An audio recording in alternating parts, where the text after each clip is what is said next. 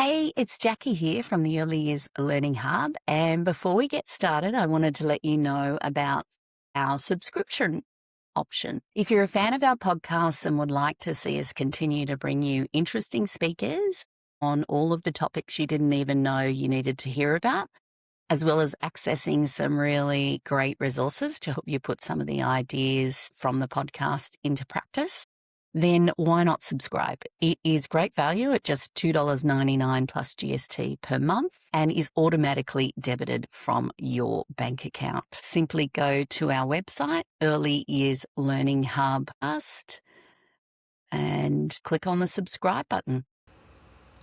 Welcome to another episode of the Early Years Learning Hub podcast series titled Professional Learning Tapas, where I share what I hope are some golden gems of learning that inspire you to make some changes to your practice or even help you understand things a little bit better, and most importantly help you and the children that you work with and families that you work with to thrive.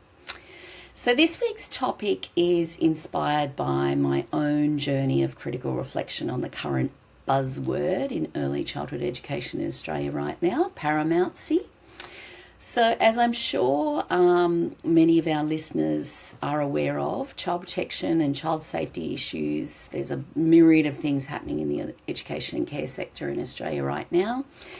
And I'm also sure that, like me, you've been overwhelmed and struggling to cope with the administrative burden of all the changes that this has put on services.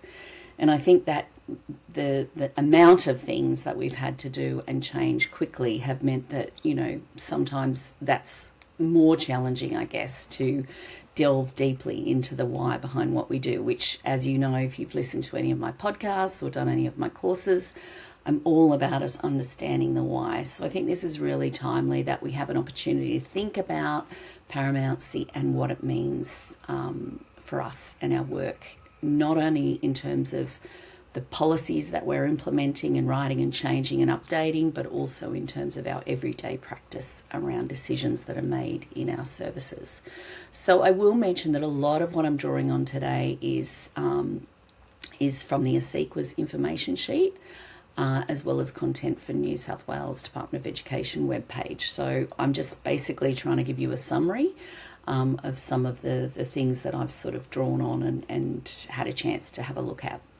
So I'll put links to both of those things in the show notes if you'd like to follow that up and look into, do a bit more reading, do some work with your teams around paramountcy and thinking of some examples that you can provide, which, by the way, I think will be very timely if you're thinking about if you might have a compliance visit or coming up for assessment and rating as well. So good to be able to answer some of those kind of questions.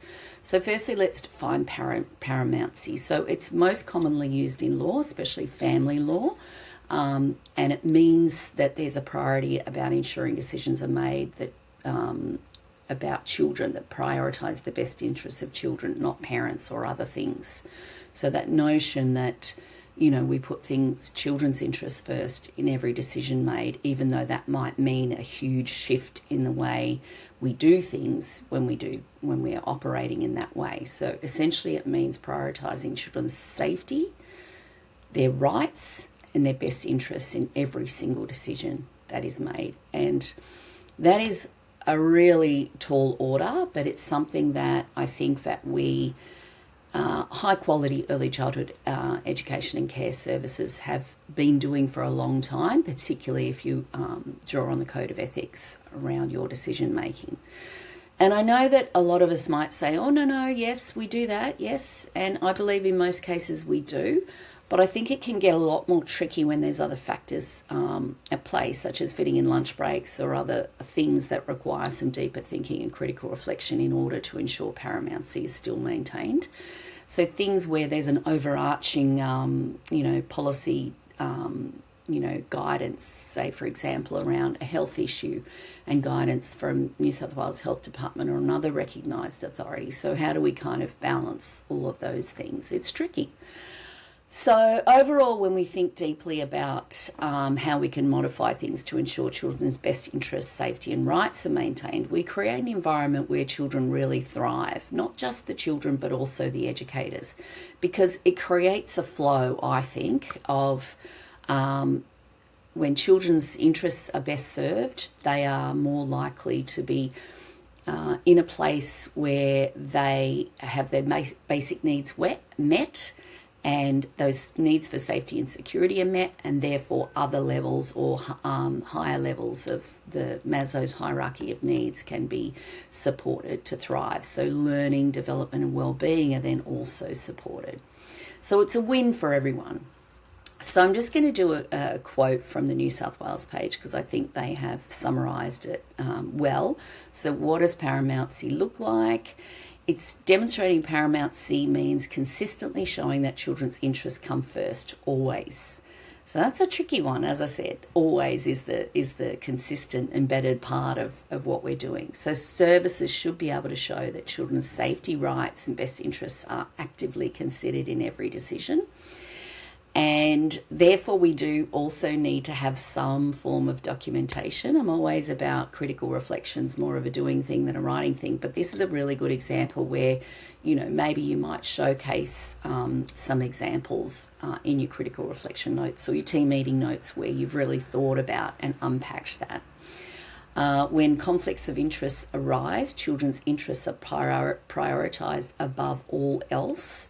So we need to be advocates for that, I guess, if we think that there's a decision, particularly if you've got a decision made from higher up in your organisation that is not going to enable you to be able to provide for children's safety and best interests, there's an opportunity for you to have a talk about that. Documentation around decisions demonstrate how Paramountcy is informed in those decisions. So things like involving children in your philosophy review and capturing their voices around what things are important to them is also another way to then not necessarily have to continually ask them every single time, but if you've got those overarching ideas about what things are important to children, that can help guide your decisions. Actions taken based on decisions align with the Paramountcy principles, so health, safety, rights, are the things that you've been thinking about. Practice, policies and culture reinforce the Paramountcy principles. So it's kind of a given that you're doing that kind of every day, you're talking about it. So in practice, this means being able to clearly answer how did this decision or action prioritise the child's rights and best interest. So this is a good question for you to take to your next team meeting. Can we think of some examples where we have gone through that process of the decision being based on children's rights and best interests and safety? How can we answer that question? I can give you an example of one where I think we made a decision around this. And as I mentioned before, lunch breaks and relieving times are tricky because we might be hemmed in by other priorities, as in, X amount of staff have to have breaks over X amount of period of time, all of that kind of stuff. So we recently had a change at my service where we'd had to fit in with relieving staff coming over earlier for a lunch break.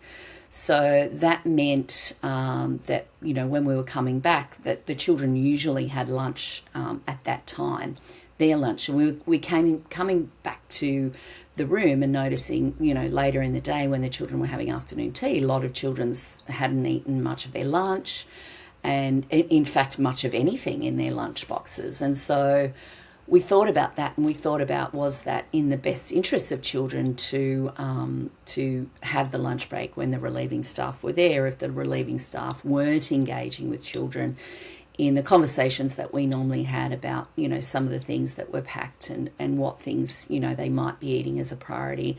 What are some healthy options? What are some things around sustainability that were already cut up? Maybe they might eat those first. Some things that, the colder things in their lunchbox that maybe they should eat the cheese or the yogurt first.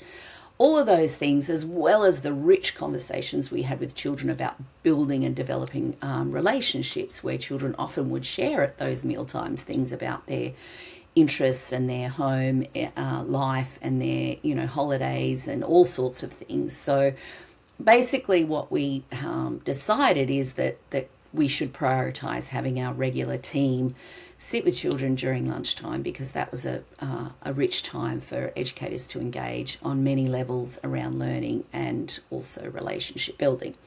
So we then went down the path of rejigging our routine or our timetable for the day to figure out how we could make sure we would prioritise that time of our regular educators. So that's an example that we can include in our quality improvement plan strengths and things like that. And also, if we were asked, we would be able to articulate that to an authorised officer.